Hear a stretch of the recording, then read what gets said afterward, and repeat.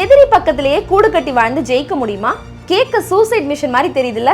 ஆனா ஒரு tiny humming bird deliberately hawk கூடு பக்கத்துல தான் கூடு கட்டி வாழுது. இது மிஸ்டேக் இல்ல, ஸ்ட்ராட்டஜி.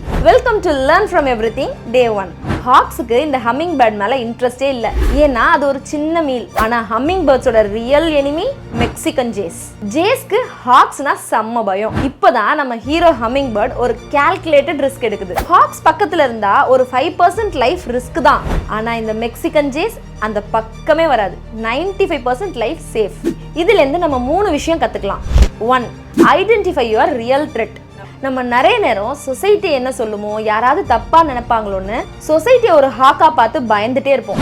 ஆனா உண்மையான எனிமி சொசைட்டி இல்ல, நமக்குள்ள இருக்கிற self doubt and lazy mind set தான். அதைத்தான் நம்ம விரட்டணும். 2. கால்குலேட்டட் ரிஸ்க் எடுக்க பழகிக்கோங்க. புது பிசினஸ் ஸ்டார்ட் பண்ணும்போதோ இல்ல கஸ்டமர் கிட்ட பேசும்போதோ ஒரு சின்ன ஃபியர் வரும். அந்த ஃபியரை எஸ் சொல்லி அக்செப்ட் பண்ணிக்கோங்க.